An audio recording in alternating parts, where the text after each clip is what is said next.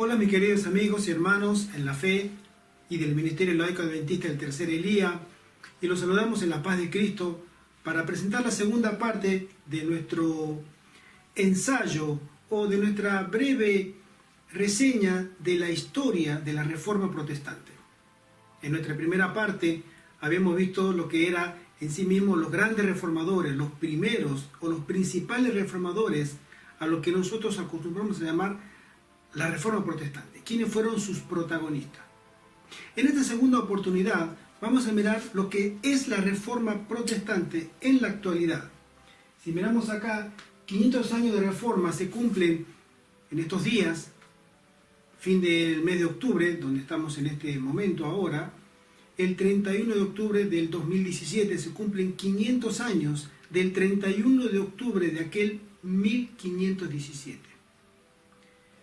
Han pasado 5 siglos y hoy el mundo dice que la Reforma Protestante ha terminado. Nosotros decimos no, no ha terminado. Sencillamente porque vemos a la luz de las Escrituras que esto está muy lejos de terminar, bastante. La Reforma debe continuar. ¿Qué ha pasado con la Reforma en estos 500 años? Brevemente dijimos en la primera parte sobre los protagonistas: Wycliffe, Huss, Lutero, Calvino, Zwinglio, que ellos fueron parte de un movimiento que llevó a la gente a leer las Escrituras por sí mismos. No necesitaban una ayuda extra de cualquier otro poder religioso, en este caso la Iglesia Católica, para que ellos comprendieran las verdades que estaban escritas en la palabra de Dios. Solamente decían que uno puede leer y comprender las Escrituras.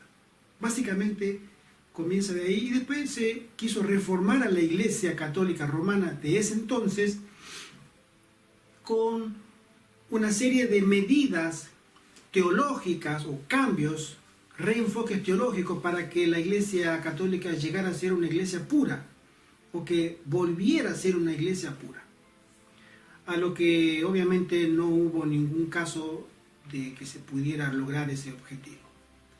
Han pasado muchos siglos y hoy el movimiento protestante o los descendientes de esas iglesias, ¿qué ha pasado con todos ellos? ¿Qué ha pasado con el pueblo de Dios también? ¿Qué ha pasado con esa grey, ese remanente? ¿Existe un remanente? Vamos a estudiarlo ahora brevemente. Este es un estudio sencillo, escueto, sobre la historia de la Reforma Protestante. Bien, la segunda parte es la historia de la Reforma Protestante en la actualidad. Dijimos que el mandato que nuestro Señor Jesucristo nos dejó a todos los cristianos, y principalmente a la primera generación de apóstoles, era que tenían que ir a todo el mundo a predicar el Evangelio, las buenas nuevas. Hay salvación. El hombre no está perdido en sus pecados. Tiene posibilidades de volver a entablar una relación favorable con Dios por medio de Jesucristo. Ese era el mensaje, las buenas nuevas. No todo está perdido.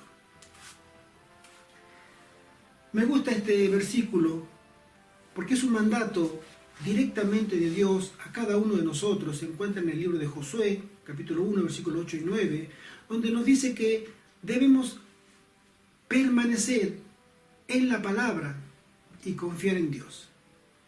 Dice así: nunca se apartará de tu boca este libro de la ley, sino que de día y de noche meditarás en él, para que guardes y hagas conforme a todo lo que en él está escrito. Porque entonces harás prosperar tu camino y todo te saldrá bien. Mira que te mando que te esfuerces y seas valiente. No temas ni desmayes, porque yo, Jehová tu Dios, estaré contigo a donde quiera que vayas. Mis queridos amigos, mis queridos hermanos, una promesa tal salida de los labios de nuestro Creador es suficiente para que nosotros confiemos de manera completa y absoluta en su palabra. Nuestro Señor Jesucristo dijo también en el libro de Juan, capítulo 10, y algo muy interesante para el final del tiempo. También tengo otras ovejas que no son de este redil. Él habla sobre sus ovejas. Él tiene ovejas, son de Él, pero que no están en el redil, que en su momento se estaba refiriendo obviamente al pueblo de Israel, geográfico. Aquellas también debo traer y oirán mi voz, y habrá un rebaño y habrá un pastor. Mis queridos amigos, el Señor Jesucristo nos dice que siempre Él tuvo un rebaño y Él es el único pastor. ¿Qué ha pasado con el movimiento protestante que han surgido de la Iglesia Católica y se ha ido desmembrando, se ha ido atomizando, se ha ido expandiendo? ¿Es realmente cada una de las iglesias que pretende ser la verdadera, el rebaño de Cristo? ¿Es la Iglesia Católica el rebaño de Cristo? ¿Qué dice la palabra de Dios con respecto a estas dos preguntas? Luego de la Reforma Protestante, que comenzó oficialmente, sabemos, el 31 de octubre de 1517, unas 2 décadas y media después, 25 años después, vino un concilio católico muy grande, el Concilio de Trento, donde se replanteó, se llevó a replantear lo que iba a ser la Iglesia Católica a raíz de ese cisma que se estaba produciendo y que ya era una realidad, y que todos los feudos católicos estaban rebelándose contra la autoridad de la Iglesia Católica, tanto a nivel religioso como a nivel político. Es decir, la Iglesia Católica se encontró con un cimbronazo tan fuerte que necesitó convocar a un concilio para ver qué hacemos con esto. ¿Qué hacemos con esto? Y el Concilio de Trento fue convocado en el año 1545 hasta el 1563, 18 años duró, fue el más grande concilio que tuvo alguna vez la Iglesia Católica, para dirimir, para reenfocar lo que iba a ser de allí en adelante la Iglesia Católica con la Reforma y los reformadores. Este concilio nos ha dejado a nosotros en la historia, y lo podemos comprobar, que la Iglesia Católica, que estaba formada en el concilio, los integrantes, todo el colegio cardenalicio, los obispos, las autoridades religiosas de la Iglesia Católica, estaban conformados por dos bandos, los conservadores y los liberales, por así decirlo, ¿no? Acá hemos puesto católicos moderados y conservadores. Ese es el término más adecuado, ¿sí? Entonces, estos dos grupos tenían pugna para saber quién de los dos iba a determinar la respuesta que se iba a dar al mundo con respecto a sus resoluciones que iban a surgir. Los que ganaron en el concilio, el grupo que pudo imponerse, fueron los conservadores, es decir, que todo siga igual. Los moderados decían, no, tenemos que ceder un poco porque algo de razón tienen los reformadores, nosotros no podemos encerrarnos en nuestra forma de pensar y tenemos que llegar a un acuerdo con ellos. Ellos no pudieron dominar la opinión de todo el clero, pero los conservadores sí. Y sin embargo, brevemente en este concilio nosotros hemos, por lo que he podido estudiar sobre el tema, me ha dejado muchas sorpresas. Podemos decir, en primer lugar, que la contrarreforma que suscitó este concilio y el resultado del concilio fue que la Iglesia Católica se hizo más católica, es decir, se hizo más recalcitrantemente antiprotestante. Se llegó a lo que nosotros desde el punto de la Biblia se alejó aún más de la Biblia. Es decir, fueron más allá de donde estaban hasta ese momento en forma teológica. También, entre otras órdenes religiosas que surgieron, surgió una muy importante que hasta el día de hoy tenemos noticia y que ha determinado, aunque de una manera muy bien ingeniosa, la historia de la Iglesia Católica, que es la orden de la Compañía de Jesús, fundada por Ignacio de Loyola unos años antes. Este señor, Ignacio de Loyola, había hablado con el Papa Pablo III, quien había convocado el concilio, para pedirle que él y su orden tomaran las riendas de las decisiones que se iban a tomar. Que si los protestantes tenían la Biblia como base y solamente la Biblia, la Iglesia Católica podía refutar todos los argumentos con la Biblia.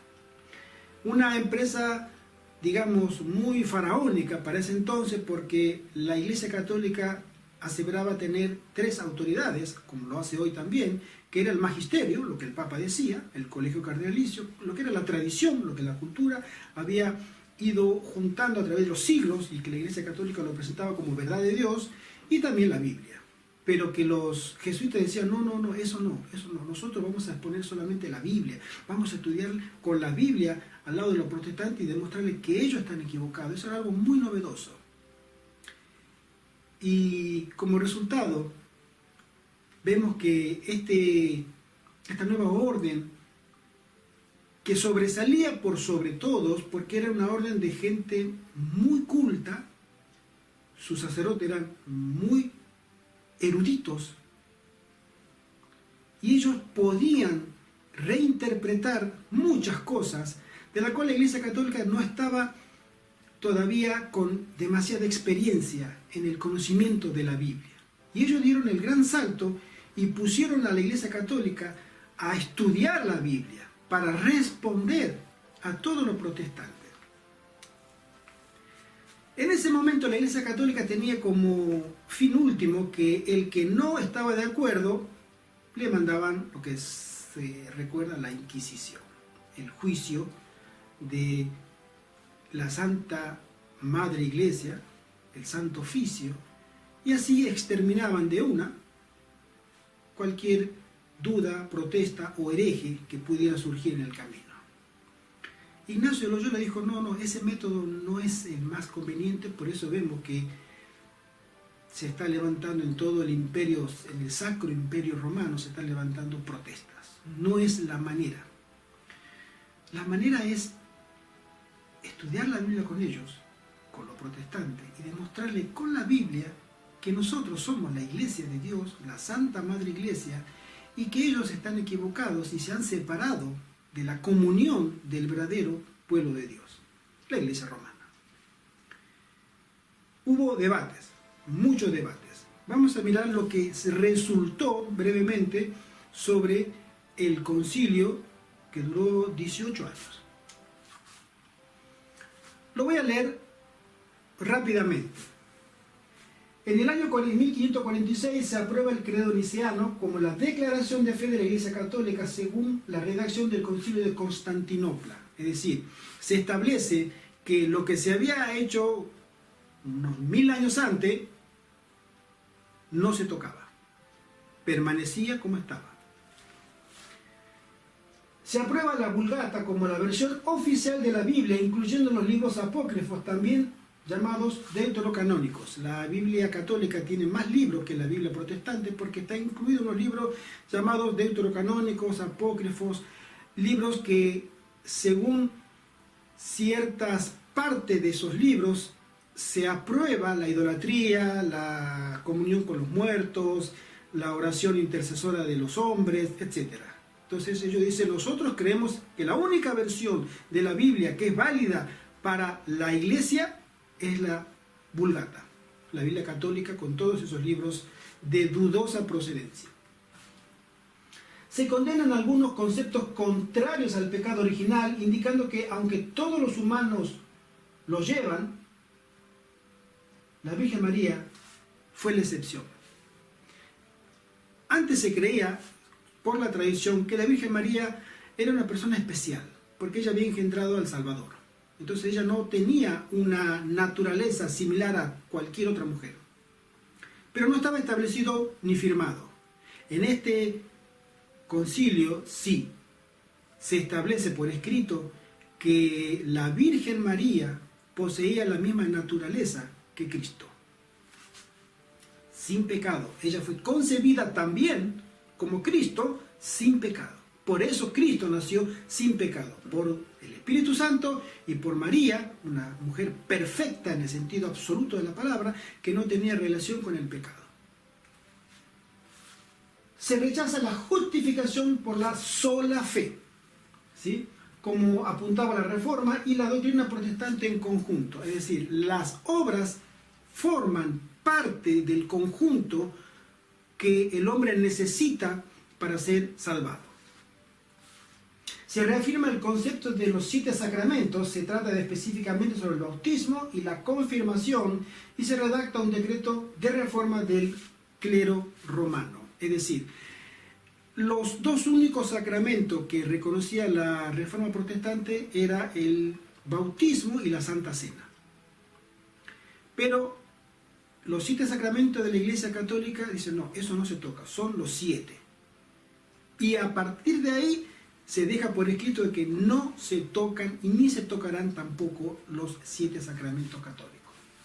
Se establece la doctrina de la transubstanciación del pan y el vino en la Eucaristía, quedan convertidos en cuerpo y sangre de Cristo tras la consagración por el sacerdote. Es decir, la misa, a la cual había sido tan criticada, unos reformadores decían que era una abominación, una afrenta a Cristo, y ellos dicen, no. Si el sacerdote realiza la consagración de la hostia y la consagración del vino, eso ya no es más hostia, ya no es más vino. Ese es el cuerpo real, físico de Cristo, y esa es la sangre real, física de Cristo. Ellos, como vemos, se declaran más católicos todavía que antes. Se define la confesión al sacerdote como medio de obtener el perdón de los pecados, dando a la extrema unción un valor similar. Es decir, la intercesión del hombre ante Dios era válida. Todo esto se deja por escrito, ¿sí? Ellos decían, nosotros no necesitamos, los reformadores, no necesitamos un intermediario, podemos ir directamente a Cristo. Ellos dicen, no, el sacerdote es indispensable. Se trata sobre la comunión bajo las 2 especies y se declara que la Iglesia puede modificar la forma de administrarla cuando lo considera oportuno, negando así el vino a los laicos. La realización de la misa quedaba solamente en manos de los sacerdotes ordenados. Si no podía haber un laico o un ayudante, por más años que tuviera dentro de la Iglesia Católica o de la capilla, que pudiera realizar ciertos actos sacramentales. Solamente un sacerdote. La misa es declarada como un nuevo sacrificio propiciatorio ante Dios y se acepta que ésta puede ser ofrecida en favor de los muertos. Es decir, la misa no solamente era una forma de llegar a recordar el sacrificio de Cristo, la muerte, sino que también era ofrecida como un mérito para nuestros difuntos. Hasta el día de hoy, uno va a un católico puede ir a una iglesia, a su iglesia, habla con su cura, quiero hacer una misa por mi difunto padre, mi difunta madre, en memoria de ella. Y si está en el purgatorio, va a haber un mérito para que Dios pueda, por medio del sacrificio de la misa, del sacerdote y del creyente, tener misericordia con esa alma que está purgando pecados en un lugar y acelerar para que pueda salir antes. Eso se confirma en este concilio de Trento. Se define el origen divino del sacerdocio católico y se da a los obispos un elevado reconocimiento como representante de Cristo en la tierra. Es decir, no solamente el Papa era la cabeza visible de Cristo en la tierra, sino también todo el clero, toda la curia romana se declara como representantes. Es decir, cuando en un lugar estaba un obispo, uno tenía que hacer la venia y tenía que besar el anillo y tenía que hacer toda suerte de obediencia y de sumisión a la autoridad, porque estaba no delante de un hombre, sino estaba delante de Dios o de Cristo mismo en ese momento. Blasfemia tras blasfemia. Se trata sobre el sacramento del matrimonio y se dan las normas para su administración. En realidad ahí es donde ellos sostienen que el sacramento, uno de los 7 sacramentos que era el matrimonio, ellos tenían la única, como sacerdotes, la única autoridad de dar la unión y la bendición de parte de Dios. Si ellos daban la bendición, entonces ante el cielo ellos estaban casados. Si ellos no daban la bendición, por más que lo hubiera casado un juez, ellos estaban en adulterio delante de Dios. Y también se decreta la veneración de las imágenes y las reliquias al tiempo que se establece la intermediación de los santos y de la Virgen María. Esto ya es el colmo de los colmos, pero se establece también en ese concilio que las reliquias y las imágenes formaban parte de un conjunto de elementos necesarios para la salvación. La intermediación de la Virgen María, de los muertos, es decir, un paganismo total y absoluto dentro de la Iglesia Católica, y ellos lo confirman como necesario. Muchas personas católicas, en mi caso personalmente cuando era niño, estaba asistiendo a un convento donde mi madre había sido estudiante de niña, y nos llevaban una vez por año a una cena, una fiesta de las ex colegialas, y recuerdo cuando el niño entraba a cierto lugar de la capilla, y en una caja de cristal que era muy venerada, muy venerada, había un pedacito de madera de este tamaño, 5 o 7 centímetros, y cada vez que alguien, una monja o una hermanita estudiante para monja, pasaba cerca de ese lugar, se persignaba, se arrodillaba, haciendo una señal de respeto y de sumisión. Una vez le pregunté, niño, ¿qué era eso? Y me dijeron, ese es un pedacito de la cruz de Cristo, cuando Él fue crucificado en el Gólgota. Es una reliquia. Leyendo sobre libros sobre este tema de las reliquias, otros diferentes autores, 2 al menos que he leído, habían recolectado información sobre las mismas reliquias, pedacitos de madera, se veía que era muy vieja, y en diferentes partes del mundo hay muchas y tal vez miles de iglesias católicas que sostienen exactamente el mismo pedacito de madera, y que si lo juntamos se podrían hacer por lo menos entre 10 y 15 cruces del tamaño que se cree que fue crucificado Cristo. Centenares y centenares de astillas que juntadas se pueden hacer muchísimas cruces. Es decir, esa veneración a las cosas, a los objetos, que porque se dice que han tenido una relación con la actividad de un santo, de una santa o de Cristo mismo, es realmente pagano, idolátrico. Continuamos. Los objetivos de la Contrarreforma Católica Romana era volver a subyugar a la gente bajo su esfera religiosa o política. Si tú no obedeces, si tú no te sometes a la autoridad romana, te espera esto: el castigo, la tortura y la muerte. No hay intermedios. Cuando Ignacio de Loyola funda su orden, y la orden era exclusivamente, esa orden fue fundada y aprobada exclusivamente para combatir la Contrarreforma, es decir, para combatir a los reformadores.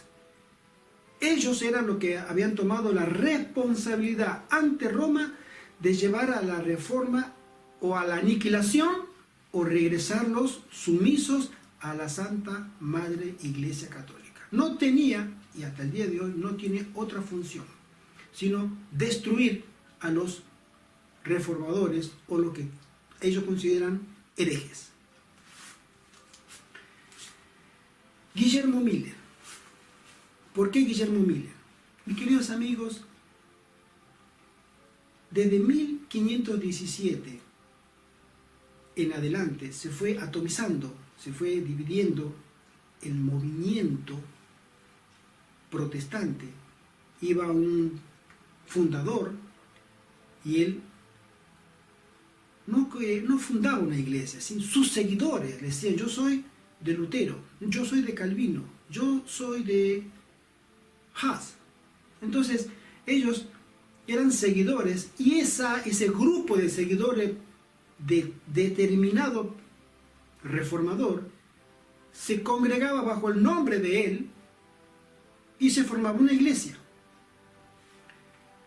Y así cada uno, y después dentro de esa iglesia aparecía otro que decía: no, yo creo que, por ejemplo, Lutero creía en el bautismo de niños o en la misa, y Zwinglio no creía. Entonces venía un luterano que decía: no, pero Zwinglio tiene razón, pero usted no puede venir acá a cambiar lo que Lutero ha aceptado. Entonces, si usted quiere cambiar, entonces tiene que irse a otro lado. Entonces él llegaba y fundaba otra iglesia y conseguía seguidores, y así se iba atomizando, y cada uno ponía su idea, su aporte, según estudiaba la palabra de Dios, y se iban formando iglesias. Pero Cristo dijo que tiene un solo remanente. Existen muchas iglesias, y todas esas iglesias dicen ser el pueblo de Dios. Cada una sostiene. No hay ninguna iglesia cristiana que diga: nosotros somos iglesia cristiana, pero no somos el pueblo de Dios. No, no lo somos. Nosotros somos una iglesia, pero no lo somos, y nunca seremos el pueblo de Dios. Esa iglesia no existe. Todas pretenden ser el pueblo de Dios. ¿Pueden serlo todas el pueblo de Dios? Cada una con sus creencias y con su forma de administrar y de leer y de interpretar las Escrituras. Evidentemente, mis queridos amigos, que no. Dios había preservado a través de los siglos siempre a su pueblo remanente. ¿Qué define qué es el pueblo remanente de Dios? No lo definimos nosotros, desde luego. Lo define la propia palabra de Dios. Y llegando al final del tiempo, llegando a estos últimos tiempos, la palabra de Dios da pistas definidas de qué es el pueblo de Dios, quiénes son o quiénes conforman el pueblo de Dios. Los cristianos fieles, según la luz que ellos tenían y según la luz en la que ellos vivían, eran fieles, pero Dios necesitaba reunir a su iglesia que estaba tan dividida, tan atomizada, o a los creyentes que iban a esas iglesias, bajo un solo grupo o movimiento. Porque al final del tiempo, la iglesia tenía que volver a ser una, tener un solo credo, una sola unidad en la palabra de Dios. Sí, pero todos pretenden lo mismo, es cierto. Todos dicen están unidos en la palabra de Dios, es cierto. Y todos dicen estamos en el final del tiempo, es cierto. Entonces, ¿quién responde la pregunta que determina quién es el pueblo de Dios? De nuevo, la palabra de Dios. Acá vemos que Miller había, uno de los tantos predicadores, un predicador bautista, había predicado sobre una doctrina que era muy querida en toda la cristiandad, la segunda venida de Cristo. Él había llegado a interpretar profecías del libro de Daniel y del libro de Apocalipsis que anunciaban que el fin estaba muy cerca en sus días. Él había reunido interesados a sus conferencias de todas las iglesias cristianas que estaban cerca o alrededor de donde él se presentaba. No es que él era bautista, no iban solamente los bautistas, iban de todas las denominaciones, presbiterianos, incluso evangélicos, bautistas, metodistas, en fin, muchas congregacionalistas, muchas denominaciones iban a escucharlo porque era un tema de común interés a todas las iglesias cristianas. Sin embargo, él, después del chasco, cuando él interpreta que Cristo iba a venir en el año 1844, según sus investigaciones, y Cristo no viene en el año 1844, entonces él obviamente se hace un costado y dice: yo me he equivocado. Él se equivocó en el evento, pero no en la fecha. La fecha que él había descubierto por sus estudios en la Biblia era correcta, pero el evento que iba a suceder, él no lo había observado bien, no había luz en ese momento para descubrir ese evento, y sin embargo después, al día siguiente, Hiram Edson, un seguidor, en la iglesia adventista todavía no estaba ni siquiera formada, era el movimiento millerita, movimiento adventista millerita. Tiene una visión cuando después del 23 de octubre, a la mañana siguiente, todo el mundo, las iglesias norteamericanas habían esperado ansiosamente esa noche que Cristo viniera a buscarlos y no vino. Entonces muchos desilusionados en sus casas, queriendo saber qué pasó, y este predicador itinerante, que era un ayudante de Guillermo Mille, Hiram Edson, le dice a los colegas, a los compañeros: vamos a reunirnos a todos los hermanos que podamos para tener de nuevo una oración. Y en ese momento las casas estaban distantes una de otra, no eran como en una ciudad, en un barrio eran caminar 5 kilómetros, 15 kilómetros, 8 kilómetros para la siguiente casa en el campo. Entonces él atraviesa un maizal y él ve algo que lo deja muy sorprendido y mira a Cristo en una visión pasando de un lugar a otro en algo que él comprendía que era como un santuario, por el mueble que veía en su visión. Entonces ve que Cristo se desplaza de un sitio a otro en el santuario. Entonces dice: algo pasó. Y él lo cuenta. Ese es un tema para otro video, pero no quiero irme mucho sobre el tema. Continuamos. Quisiera mirar acá anteriormente, estos son los fundadores de la iglesia adventista, que la iglesia adventista no es una sola iglesia, la iglesia adventista nace como un movimiento y sigue siendo un movimiento y lo seguirá siendo hasta el final de nuestros días. Que después se haya convertido en una iglesia establecida es otro tema, pero Dios levanta un movimiento que aglutina a todas las personas de cualquier denominación cristiana que quiera estudiar la palabra de Dios sin prejuicios. Venía un presbiteriano y tenía un aporte, y si era correcto según la Biblia, era aceptado. Venía un bautista, venía un congregacionalista, venía un evangélico y traía su aporte, era recibido si lo fundamentaba estrictamente con la Biblia. No había una forma de decir: no, pero usted es de otra religión, usted es de otra iglesia y no podemos aceptarlo. No. En el movimiento adventista todos aportaban, y ahí es donde Dios revela su espíritu de la profecía. Y ahí podemos encontrar en el comienzo de este movimiento la mano de Dios también, como había operado también en otros ejemplos en la Biblia que vamos a mirar ahora. Estos versículos que citamos acá nos hablan sobre un pueblo, un rebaño, un remanente, un resto, un residuo al final del tiempo, que Dios había separado y que Satanás lo conocía perfectamente y que le iba a hacer la guerra. Estos versículos no hablan de miles de iglesias, habla de un solo pueblo, un remanente, un resto que queda, uno. Y Satanás va y guerrea contra ellos. Dice así, Apocalipsis 14:12, dice: aquí está la paciencia de los santos, los que guardan los mandamientos de Dios y la fe de Jesús. Es decir, hay dos características básicas al final del tiempo del remanente de Dios. Respetan, reconocen la ley de Dios como el carácter de Dios.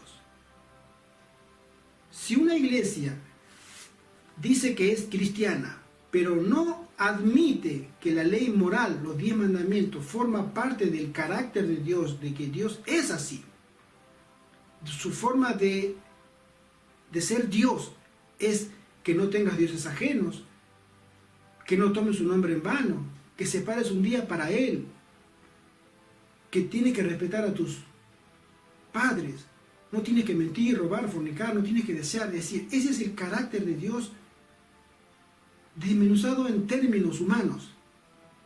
Cristo dice que el carácter de Dios es amor, porque el cumplimiento de la ley es amar a Dios sobre todas las cosas y a tu prójimo como a ti mismo.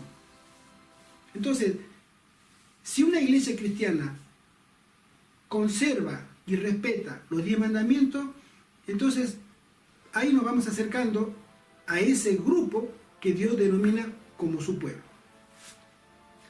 La fe de Jesús también se refiere a que ese pueblo tendría la dependencia de Dios como la tuvo Jesús en la tierra. No es la fe en Jesús, sino la fe que tuvo Él, la fe de Jesús. Una absoluta y completa dependencia por fe en Dios. Ese que guarda los mandamientos y que depende completamente de Dios es el pueblo remanente. Apocalipsis 12:17 dice, entonces el dragón se llenó de ira contra la mujer y se fue a hacer guerra contra el resto, contra lo que quedó de la descendencia de esa mujer. ¿Quiénes son? Los que guardan los mandamientos de Dios y tienen el testimonio de Jesucristo. Otra vez tenemos los mandamientos de Dios. No es que seamos legalistas, que busquemos la salvación por obras, ni que pongamos la realización de méritos al guardar la ley para obtener la salvación. La Biblia nos está diciendo a nosotros que Dios reconoce a su pueblo porque reconoce su ley. Su pueblo va a respetar su ley. Y también tiene el testimonio de Jesucristo, que es el testimonio de Jesucristo. Apocalipsis 19:10 responde y dice, yo me postré a sus pies para adorarle. Cuando Juan recibe la visión de un ángel que venía a explicarle, y él lo ve tan poderoso, tan grande, tan sublime, y él cae para adorarlo, y él me dijo, mira, no lo hagas, no me adores a mí. Yo soy consiervo tuyo y de tus hermanos que retienen el testimonio de Jesús. Adora a Dios porque el testimonio de Jesús es el espíritu de la profecía. Es decir, después de la reforma, Dios ve que su pueblo se dispersa en diferentes denominaciones, muchas denominaciones, pero Él, en su gracia, tiene que volver a reunirlos bajo un solo estandarte. Su ley y el testimonio de Jesús. Si un cristiano es obediente a la ley de Dios y es obediente al testimonio de Jesús, entonces puede ser considerado que forma parte del remanente de Dios. Interesante. Ahora la pregunta es, ¿qué es el espíritu de profecía? Aquí le podemos preguntar quién es o qué es el espíritu de profecía.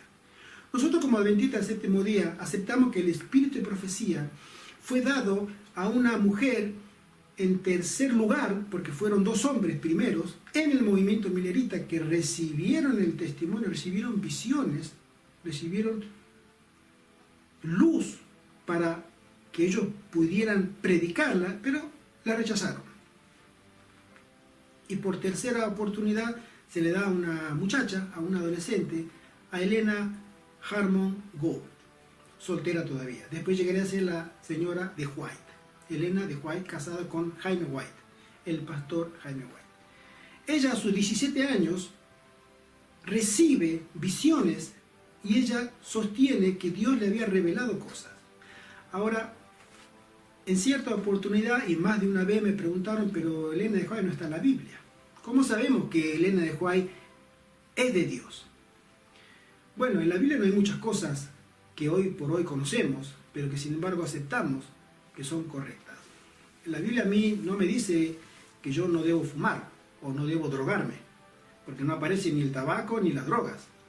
Sin embargo, sé perfectamente que la Biblia me aconseja que yo no tenga relación con esas prácticas. ¿Por qué? Porque establece principios. Y esos principios a mí me dan luz para que yo pueda, en el día de hoy, tener una experiencia cristiana genuina.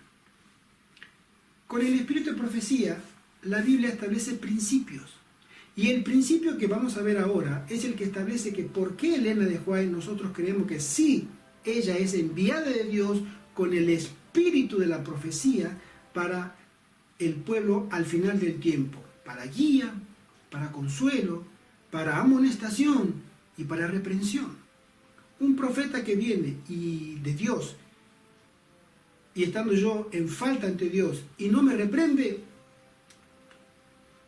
mis queridos amigos, la Biblia no presenta un cuadro de un hijo de Dios o un mandado por Dios que no me reprenda. Al contrario, Dios me manda reprensiones para que yo regrese de nuevo al camino correcto, y de eso tenemos sobrados ejemplos. Nunca en la Biblia aparece a un enviado de Dios y que es recibido con abrazos, le ponen la alfombra roja, lo invitan a comer, lo invitan a pasear, le pagan los gastos, le dan la bienvenida y lo llevan a predicar. Nunca. Es rechazado. Siempre. Todos. Elena de White no es la excepción. Pero volvamos al principio que la Biblia establece por qué Dios tiene que demostrar que el espíritu de la profecía todavía está en su pueblo al final del tiempo. Nosotros sabemos que el canon bíblico fue cerrado en el año 100 con Juan. Es decir, las Sagradas Escrituras tienen aproximadamente un periodo de 1600 años. 1600, 1700 años, máximo. Desde Moisés, 1500, 1600 años, hasta el año 100 con Juan. En ese periodo de siglos, menos 1500 años aproximadamente, al año 100 aproximadamente, se cree que en el año 98 se terminó de escribir la Biblia, son 1600, 1700 años, donde se escribieron todos los libros de la Biblia. Ahí se cierra, con Juan se cierra. Entonces, Dios tiene otra vez su espíritu de profecía que manda mensajes, sí, lo tiene. Pero el principio aplicado lo podemos ver, por ejemplo, en ciertas experiencias que están en la Biblia. Vamos a mirarla. El ministerio profético de Elena de White, 1827-1915, tiene una relación con lo que pasó en sus años cuando ella era una niña todavía, una adolescente. Y vamos a explicarlo bien. Hay un porqué. Nosotros creemos que Elena de White, y no otra persona, Dios le dio el espíritu de la profecía. Vamos a entender un poco qué es el espíritu de la profecía. Cuando Dios va a ejecutar un juicio, siempre en su misericordia y en su justicia, Él avisa. Para que nadie diga, a mí nadie me avisó, yo soy ignorante de esto es injusto. No me pueden condenar a mí si a mí nadie me dice que yo estoy haciendo mal primero. Tiene que haber una ley, tiene que haber un aviso. Y Dios siempre avisa. Y manda a un mensajero para alertar de que viene un juicio o que viene un castigo. Esa es la forma que Dios opera siempre a través de todos los siglos. Miremos un caso. Acá tenemos Enoc. Enoc, tenemos testimonio por Judas que agradó a Dios, un hombre santo, un hombre en su generación era un paladín de la santidad en medio de tanta corrupción. Y Dios le dijo a él, va a venir un juicio sobre la tierra. Y él vio visiones sobre la segunda venida de Cristo, pero a él también se le dijo, la tierra tiene que ser juzgada. Él fue llevado al cielo. Pero ese mensaje de juicio a la tierra, siglos después, aparece otro mensajero de Dios con el mismo mensaje que Enoc, que fue Noé. Noé dice, Génesis 5, y vio Jehová que la maldad de los hombres era mucha en la tierra y que todo el designio de los pensamientos del corazón de ellos era de continuo solamente el mal. Mi querido, hay que tener mucha imaginación para poder comprender solo este versículo. Que el pensamiento de los hombres era de continuo solamente el mal. Solamente podemos encontrar eso en una mente de un ángel caído.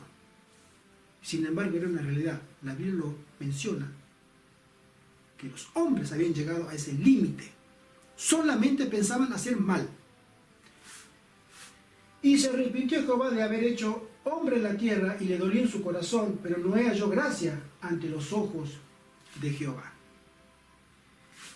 Seguimos leyendo y dice en Hebreos: por la fe Noé, cuando fue advertido por Dios acerca de cosas que aún no se veían, con temor preparó el arca en que su casa se salvase, y por esa fe condenó al mundo y fue hecho heredero de la justicia que viene por la fe. A Enoc se le avisa, y a Noé también se le dice: prepárate y prepara los tuyos, porque viene un juicio. Y si no perdonó al mundo antiguo, sino que guardó a Noé pregonero, él predicó de la justicia con otras 7 personas, trayendo el diluvio sobre el mundo de los impíos. Dios, cuando va a ejecutar un juicio, primero manda a una persona, avisa, y después manda a la segunda en el momento del juicio. Es decir, el nombre de Dios queda completamente limpio. Acá se avisó y acá nadie se arrepintió, o se arrepintieron los que han aceptado la advertencia. Otro caso que tenemos sobre el espíritu de profecía, de profetizar, ¿sí?, de adelantar un evento de juicio de Dios, era, acá lo tenemos, Abraham. Abraham, tenemos conocimiento que fue el padre de la fe, tuvo comunión con Dios, fue un pregonero también, un predicador de la verdadera adoración. Entonces Jehová, dice Génesis 15, dijo a Abraham: ten por cierto que tu descendencia morará en tierra ajena y será esclava allí y será oprimida 400 años. A Abraham se le da la promesa de que él iba a ser papá, ya siendo prácticamente anciano, y que su hijo iba a tener descendencia, y que de esa descendencia iba a formarse una gran nación. Una gran nación. Qué linda promesa. Pero también se le dice: los descendientes tuyos irán a Egipto y pasarán 400 años de esclavitud. Mas también a la nación a la cual servirán, juzgaré yo. Eso es un juicio. Dios le dice a Abraham: dentro de 400 años, o después de los 400 años, yo juzgaré a esa nación por haber hecho lo que hicieron con mi pueblo. Y después de esto saldrán con gran riquezas. Es una promesa que se le hace a Abraham. Génesis capítulo 15, 14 y 15. Y después en el libro de Hechos, el discurso muy famoso, muy noble de Esteban, y él narra toda la historia de los patriarcas, de los profetas, y menciona así, dice: y le dijo Dios así, que su descendencia sería extranjera en tierra ajena, y que los reducirían a servidumbre y los maltratarían por 400 años. A Abraham se le da un evento futuro, pero ya en los tiempos de Jesús eso era pasado. Mas yo juzgaré, dijo Dios, a la nación de la cual serán siervos, y después de esto saldrán y me servirán en este lugar. Ciertamente he visto la aflicción de mi pueblo que está en Egipto, y he oído su gemido, y he descendido para librarlos. Ahora pues ven, te enviaré a Egipto. A este Moisés, dice, Abraham recibe la primera advertencia y Moisés recibe el cometido de ejecutar. Moisés, a quien habían rechazado diciendo: ¿quién te ha puesto por gobernante y juez? A este le envió Dios como gobernante y libertador por mano del ángel que se le apareció en la zarza. Dios había ejecutado o sentenciado a la nación judía después de 400 años, pero se le había dicho a Abraham hace siglos. Pero viene Moisés y con el mismo mensaje le dice a Faraón: libera a mi pueblo. Yo hablo de parte de Jehová. Y Jehová me dijo: libera a su pueblo y déjalo ir para que le sirvan a mí, ha dicho Jehová. Dios había ejecutado juicio a esa nación. Conocemos las plagas de Egipto. Tenemos otro ejemplo. Es decir, el espíritu de profecía es: Dios advierte a una persona y al final del tiempo, cuando está por acercarse el juicio, Dios levanta a otra persona con el mismo mensaje para que esa persona pueda confirmar la profecía anterior. Recordamos Jeremías. Jeremías en el capítulo 25 dice así: por tanto, así ha dicho Jehová de los ejércitos, por cuanto no habéis oído mis palabras, le habla Jeremías al pueblo de Israel. He aquí, enviaré y tomaré a todas las tribus del norte, dice Jehová, y a Nabucodonosor, rey de Babilonia, mi siervo. No le dice, traeré a una persona mala, no, él es mi siervo, él va a hacer lo que yo diga.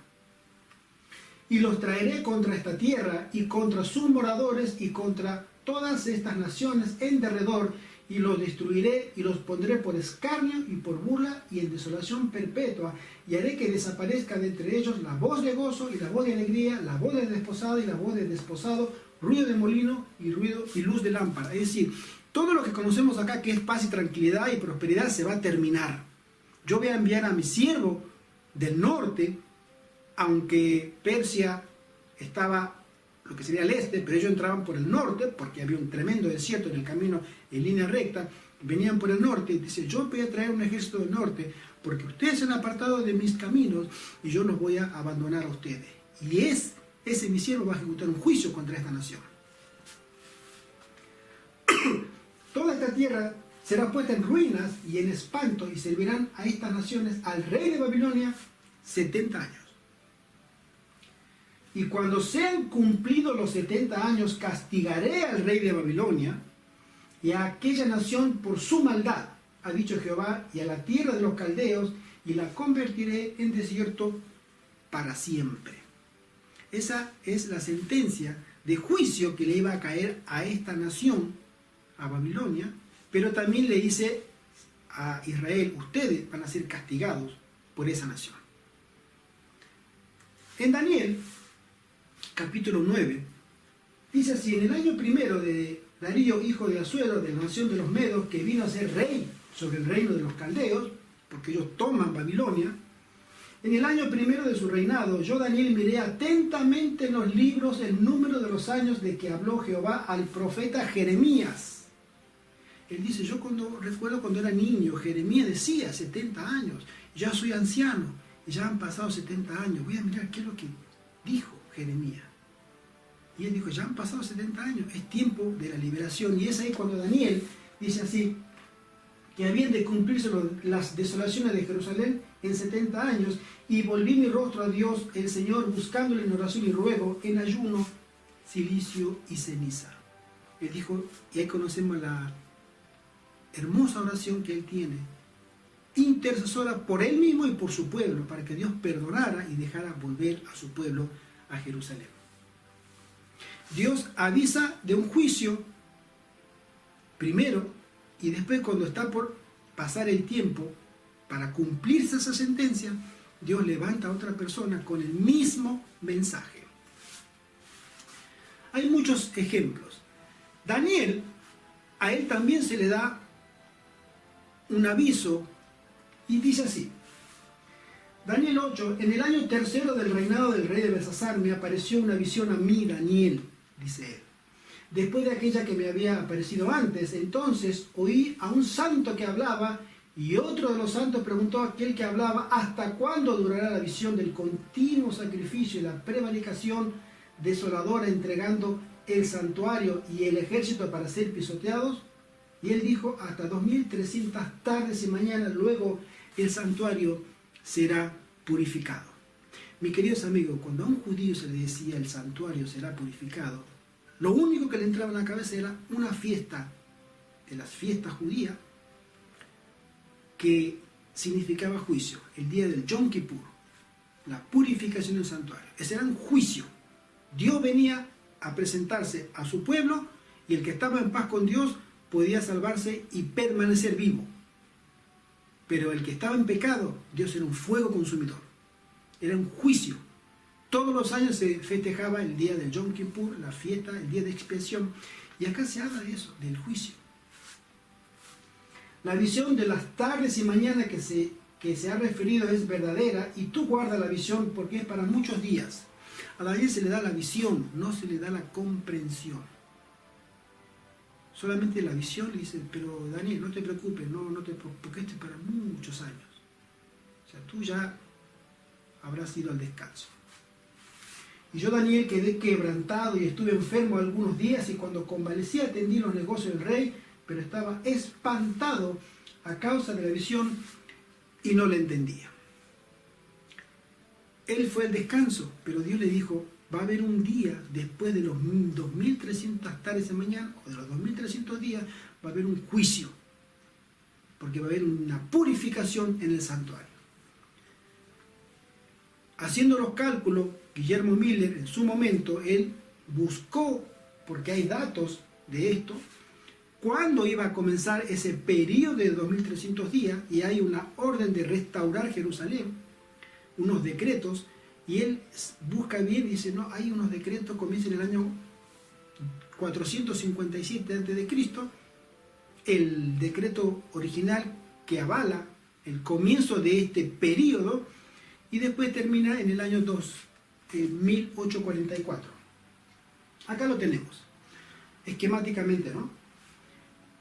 Se le dice que dentro del periodo de los 2300 días hay un subperiodo, un periodo menor, donde ese periodo es exclusivamente para, dice Daniel, para tu pueblo, para tu gente, para tus paisanos. Ese periodo de 70 semanas es para el pueblo judío.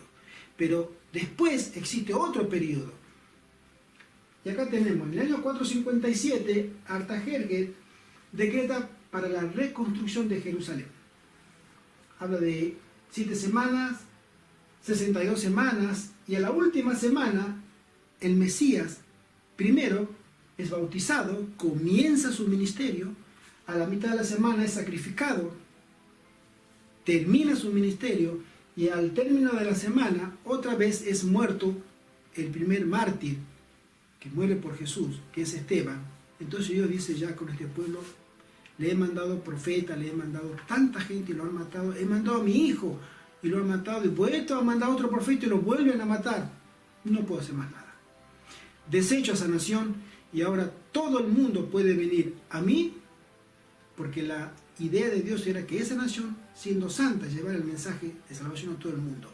Pero esa nación fue desechada como nación, y Dios se relaciona o trata directamente por medio de Cristo con cada uno de los fieles que lo aceptan por fe. No tenían que venir a ser judíos para poder acercarse a la salvación de Dios. Descontando estas 70 semanas o 490 años, a los 2300 nos quedan 1810, y acá tenemos 1844. Al final de esa fecha, Dios levanta a una persona dentro de todos los movimientos que suscitaron esas décadas, esas fechas, 1830, 1820, 1840, 1850, surge el espiritismo, oficialmente aceptado, ya no estaba relacionado con la brujería, ahora era una actividad científica. Surge la evolución, surge el ateísmo, y diferentes corrientes humanas o humanísticas, y sin embargo Dios en esa fecha levanta a una persona, la única, que predica lo mismo que Daniel.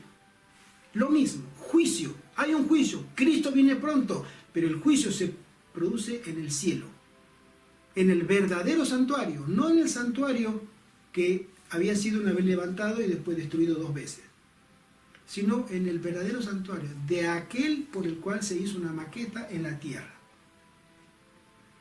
La única persona que había continuado el mensaje de Daniel 2000 y pico años antes, 2700 años antes, era Elena de White.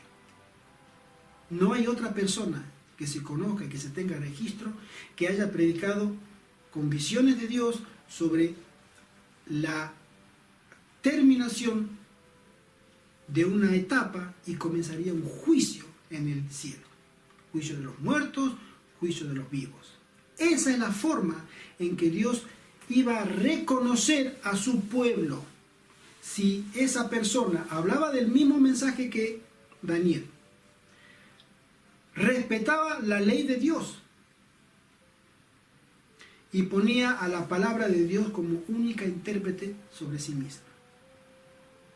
Paralelamente sabemos que se levantaron en esa época los mormones, pero los mormones vinieron con teología completamente antibíblica, que Jesucristo había venido a América y que los descendientes de los indios eran parte de la tribu de Israel, que el ángel Moroni le dio placa de vida, en fin, cosas extrañas.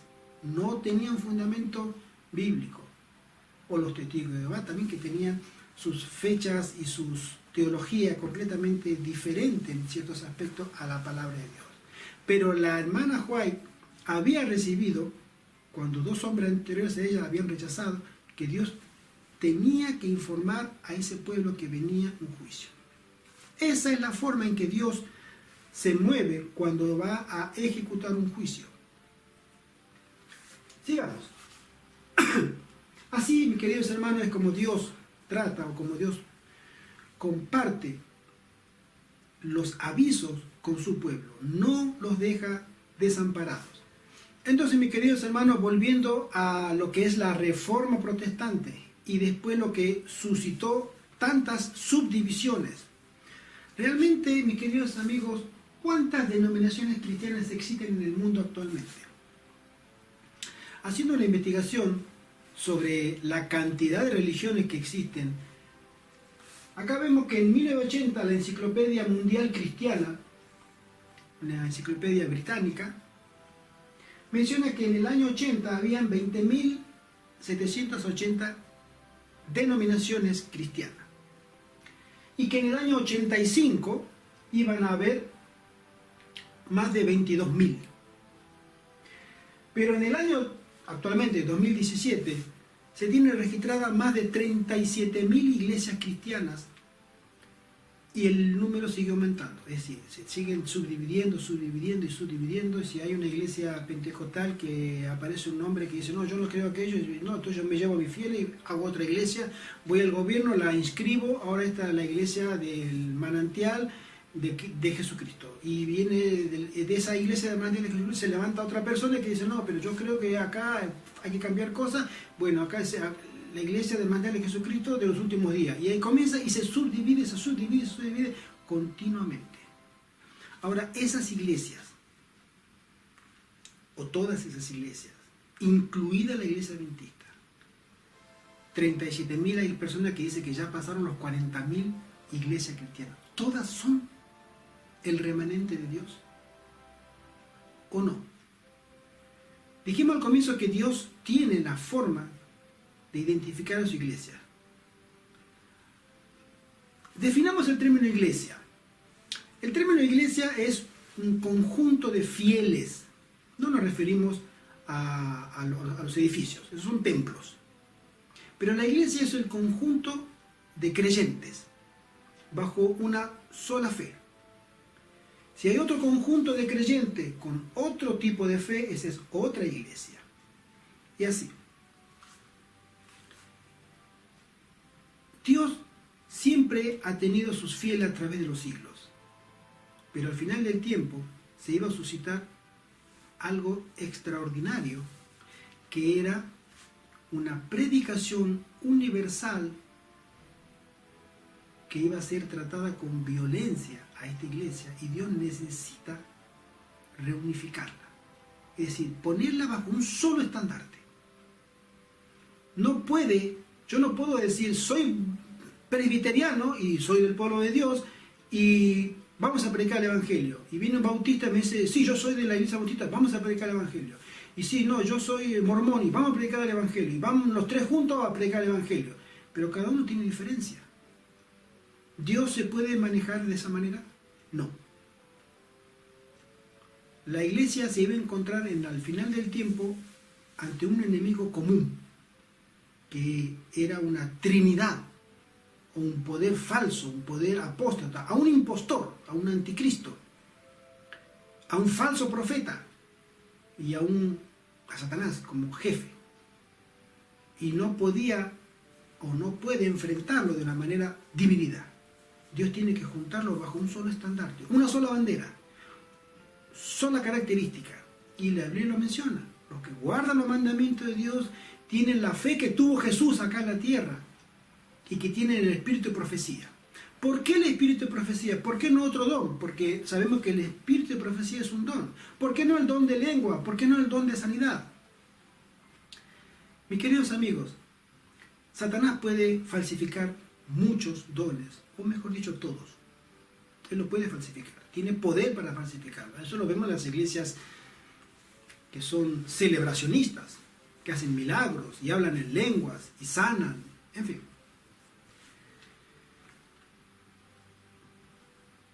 ¿Cómo sabemos entonces cuál es el pueblo de Dios? Al comienzo, si nosotros miramos la historia, la primera generación de cristianos, los apóstoles, y los que creyeron en ellos, tuvieron uno de los dones del Espíritu Santo, que era fundamental, necesario y vital para que progresara la iglesia. El don de lenguas. ¿Por qué? Porque en ese momento no había escuela de idiomas. En ese momento Dios tenía que obrar de un milagro tal que toda aquella persona que pudiera escuchar a un cristiano pudiera entenderlo, más allá de la barrera del idioma.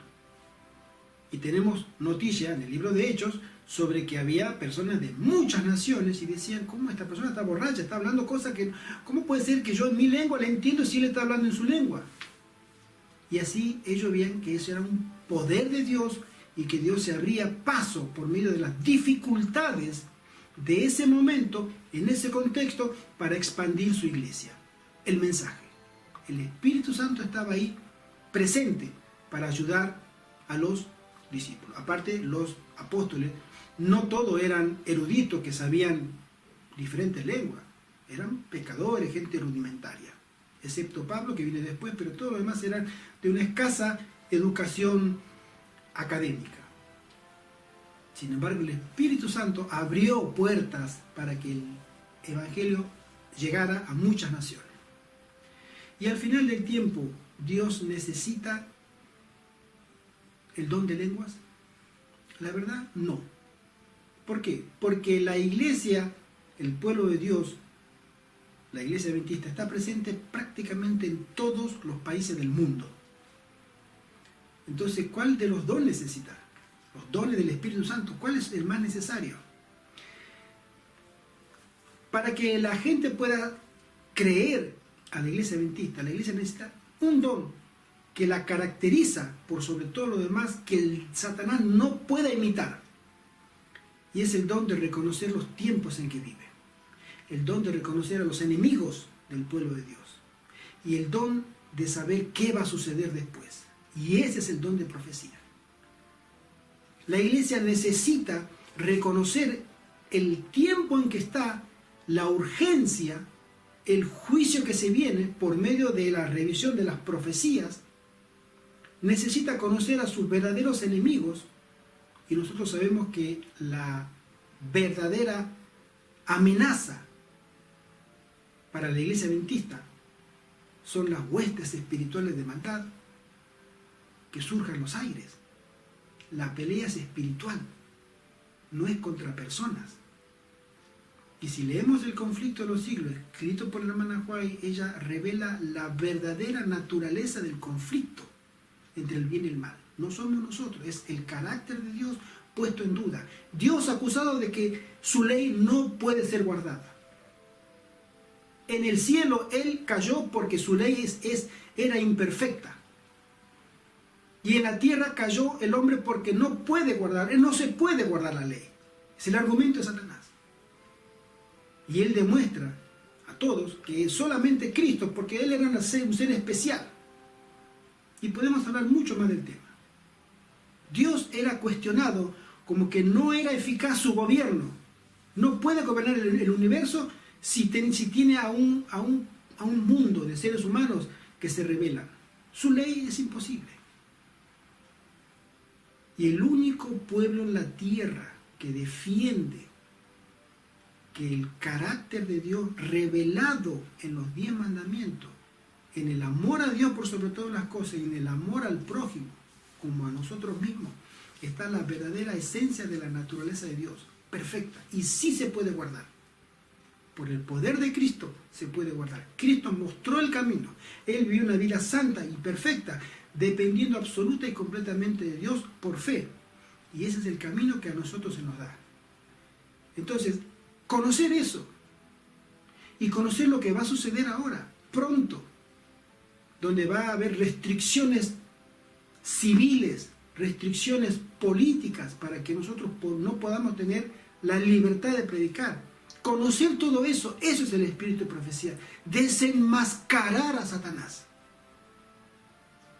Y la única iglesia que contiene ese don es la iglesia adventista del séptimo día. No hay otra iglesia en el mundo que tenga ese don de profecía, de interpretar el tiempo, de interpretar al enemigo y de saber lo que va a ocurrir después. Dios le ha dado eso a la iglesia adventista para que en el medio de la tremenda tiniebla espiritual pueda seguir marchando sin equivocarse, por medio del espíritu de la profecía. Continuamos. Roma y las iglesias apóstatas protestantes preparan el 500 aniversario de la Reforma. Mi querido, ¿qué ha pasado con todas esas iglesias? ¿Por qué esas iglesias se han atomizado tanto y se han hecho miles y miles y miles? ¿Por qué Roma sigue siendo Roma una sola? ¿Qué ha pasado? ¿Qué pasará después? La Reforma protestante, ¿en qué va a terminar? La Reforma protestante, sabemos, la que comenzó Lutero y otros anteriores también a él, y la continuaron otros después de él, ese grupo de iglesias a los que Roma los va a reunificar otra vez es a lo que la Biblia le llama en Apocalipsis capítulo 13 un falso profeta. Es decir, grupos de iglesias que son tan parecidos a Roma, que han renunciado a las doctrinas católicas, hoy la están aceptando nuevamente. Están aceptando el primado, el liderazgo de Roma por medio del Papa, para que Roma las vuelva a llevar al redil, las traiga de nuevo a sus hijas que se han separado. Pero esto es una trampa que nosotros como adventistas conocemos y que debemos advertir a la gente. Roma va a utilizar una herramienta tremendamente eficaz que es el ecumenismo. ¿Qué es el ecumenismo? Todos conocemos lo que significa. Es un diálogo interreligioso. ¿Tú eres religioso? Hablemos. ¿Qué religión tienes? No importa. Hablemos. Lleguemos a un acuerdo.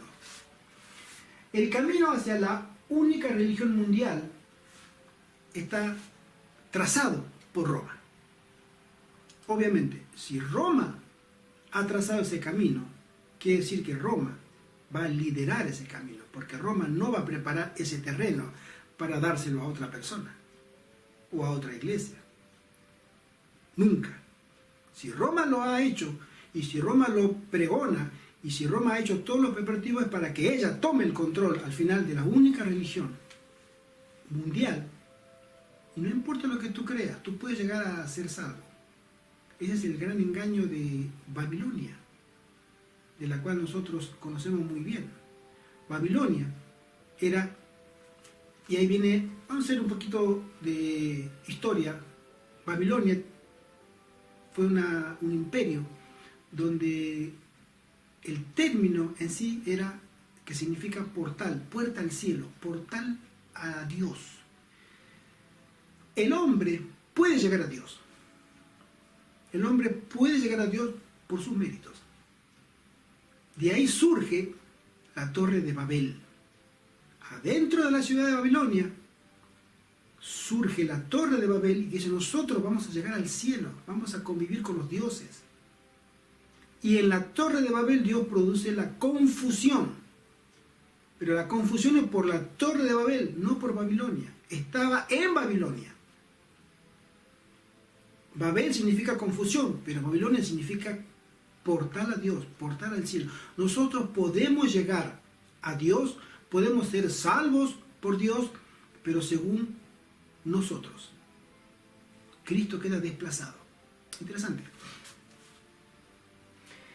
Dijimos que el ecumenismo es un diálogo interreligioso. No importa la religión que tengas, no importa. No importa si tú eres occidental o oriental.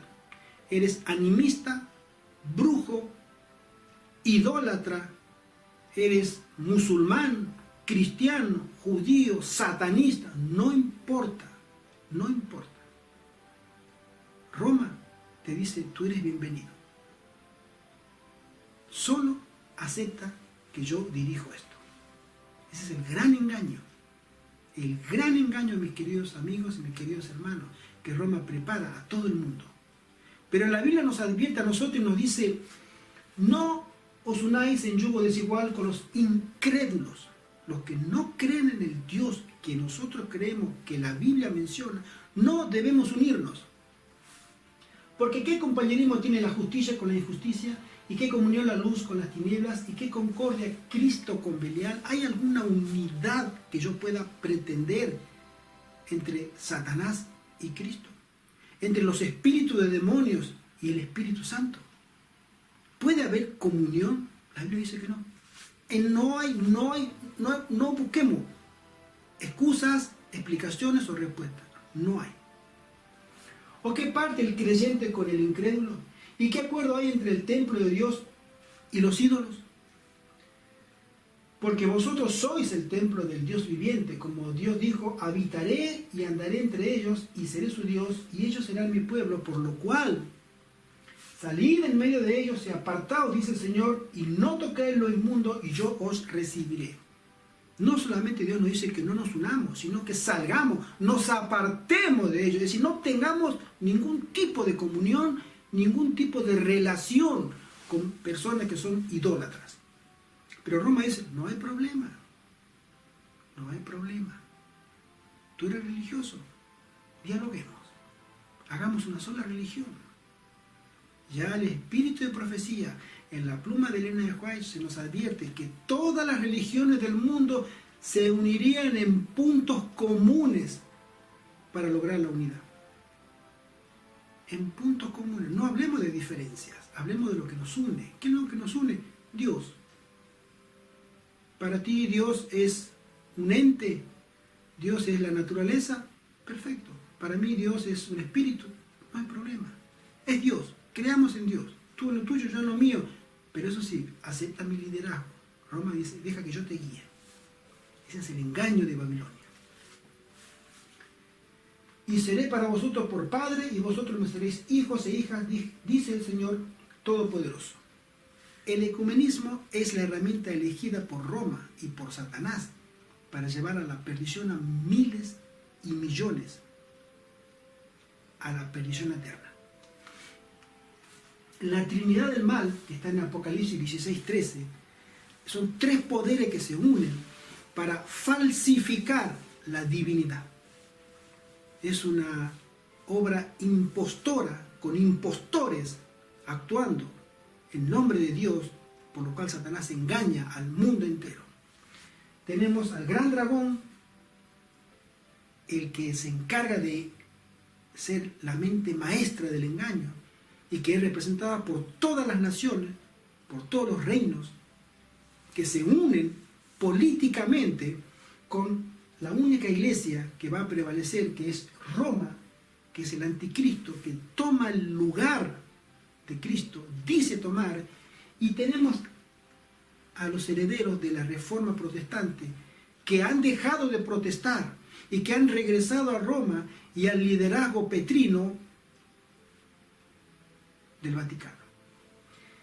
Ese falso profeta que dice, nosotros tenemos la Biblia, nosotros creemos en Dios, nosotros tenemos el Espíritu Santo que hace descender fuego del cielo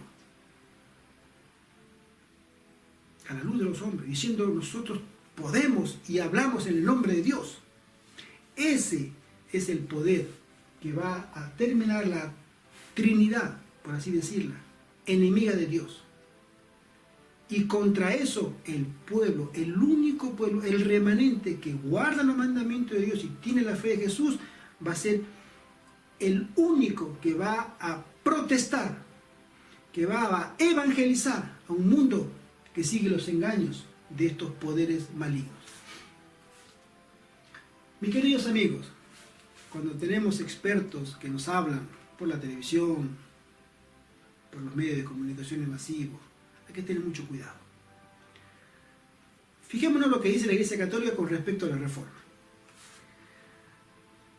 El ecumenismo, el cardenal Koch dice, el ecumenismo católico define la Reforma protestante como pecado y fracaso. Es decir, todo aquel que no sea católico y que sea cristiano, obviamente es un pecador y un fracasado.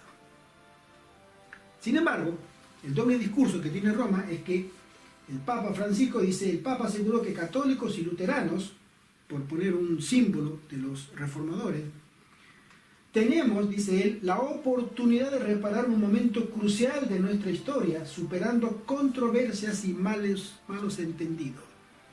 Es decir, ya pasó 500 años, no sigamos divididos. ¿Para qué? Busquemos puntos comunes de doctrina y hablemos de eso. Lutero no entendió muy bien, o nosotros no hemos entendido Lutero, fue un malentendido de sintaxis. Él creía que la justificación era por fe, y nosotros también creemos. Es increíble, Roma no cambia, y nunca va a cambiar tampoco. Y todo, si a ti mi querido amigo, te gusta el postulado que tiene Roma, yo lo respeto, y debemos respetarlo, y te amamos en Cristo. Pero Roma te va a hacer la envolvente, y cuando tú te quieras dar cuenta, ya va a ser demasiado tarde, porque ese es el trabajo de Satanás, engañarte, para después destruirte. Pero te va a presentar todo muy lindo. La única iglesia que puede desenmascarar a la luz del Espíritu de profecía los engaños de Satanás en su más mínimo detalle es la iglesia adventista del séptimo día. Y no lo digo con orgullo, es una realidad, que entiende los tiempos, entiende las profecías y entiende el futuro de venir. Es este pueblo que guarda los mandamientos de Dios, a lo cual Satanás odia y le va a hacer guerra hasta el final. Continuemos.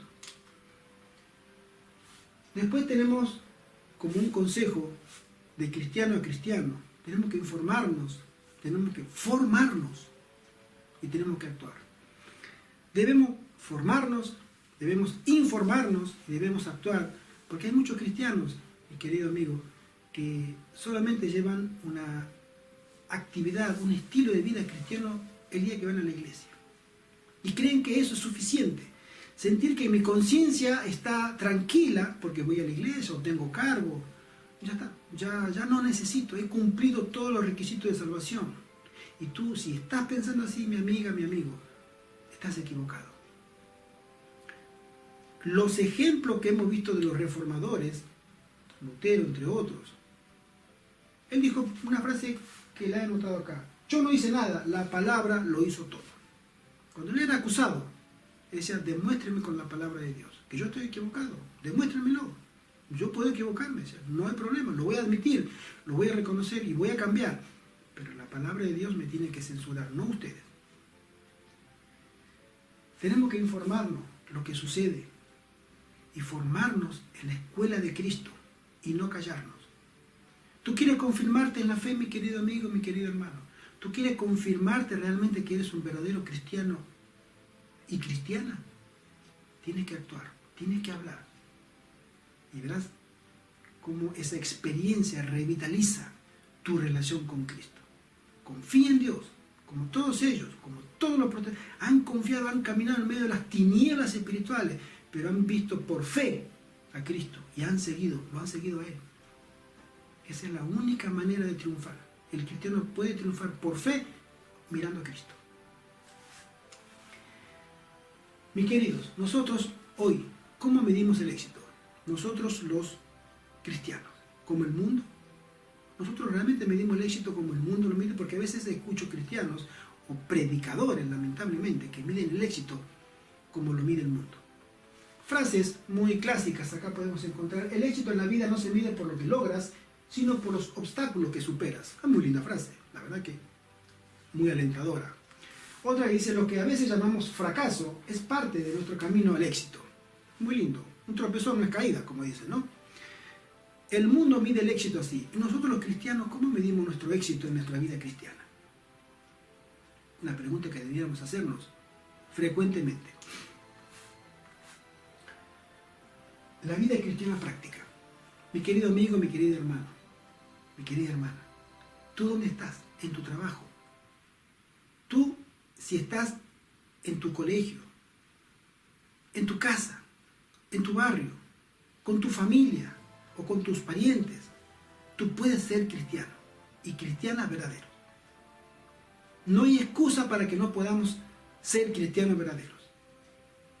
El cristiano verdadero es práctico, no oculta su fe, sino que la vive día a día, todos los días, delante de todos. Y también Gálatas 2:20 nos dice: con Cristo estoy juntamente crucificado. Yo vivir una vida como Cristo la vivió. Él llevó un yugo de rechazo permanente. Y lo llevó. Donde iba, excepto a los que hacía bien y a sus discípulos, todos los demás, decía, él habla palabras muy fuertes. No, yo no estoy preparado para eso. Y ni hablar de los líderes religiosos, los querían matar. Ese era su yugo. Con Cristo estoy juntamente crucificado, pero ya no vivo yo, sino vive Cristo en mí. Desarrollar una relación de fe con Cristo. Y lo que ahora lo vivo en la carne, lo vivo en la fe. Qué hermosa promesa para nosotros. Mis queridos amigos, nosotros podemos pensar que la vida del cristiano no es la más fácil, pero te puedo asegurar que es la más correcta. Todos los días decidimos estar con Dios y ser juzgados por el mundo, o estar con el mundo y ser juzgado por Dios. Pregúntatelo. Todos los días tú decides esto o aquello. Estar en paz con el mundo y ser juzgado por Dios, o estar en paz con Dios y ser juzgado por el mundo. Deja que Dios te lleve a los límites que otros ya tuvieron y verás las grandes liberaciones que el Señor puede hacer en tu vida. Mi querido amigo, probemos a Dios, porque vienen tiempos muy difíciles y Dios va a levantar un remanente, lo va a unificar bajo una sola fe, y ese remanente saldrá a predicar el último pregón. Tú estás llamado, mi amigo, mi amiga, a formar parte. Nosotros también, yo mismo, mi persona, este servidor, está llamado a formar parte de lo que se viene. Pero necesitamos prepararnos primero, porque lo que se viene es demasiada presión para hoy y para cualquiera. Mucha presión. Y eso solamente podemos ser vencedores en Cristo por medio de la fe y una relación personal diaria. Oración, estudio y habla. Predica. Di no cuando sea no, y di sí cuando sea sí, según la palabra. Mis queridos amigos, la Reforma Protestante no ha terminado. Nosotros sabemos que no ha terminado, continuará. En la tercera entrega hablaremos sobre el futuro de la Reforma Protestante, porque esta Reforma Protestante tiene que terminar. No va a ser eterna, no puede ser eterna. Los tiempos que vienen ahora son muy difíciles y la Reforma terminará muy pronto. Pero todavía, como dice el mundo, no ha terminado. Yo te animo y te exhorto en el nombre de Cristo a que reveas tu experiencia religiosa y te acerques a Cristo para pedirle fuerza, para pedirle perdón y gracia para que Él pueda renovar tu vida y las nuestras. Ora por los demás. Oremos los unos por los otros. Esa es una bendición, el que alguien ore por mí, y una bendición que alguien ore por ti, mi amigo, mi amiga. Que Dios te bendiga y que Dios pueda pronto reunirnos bajo una sola bandera para que podamos ser verdaderos cristianos, para que podamos ser verdaderos hijos e hijas de Dios y pronto reencontrarnos nuevamente bajo un solo estandarte, con el poder del Espíritu Santo, dando un fuerte y último pregón al mundo. Estamos invitados, estamos siendo llamados hoy para ese gran evento. Que Dios te bendiga y que Dios nos bendiga. Oramos por ti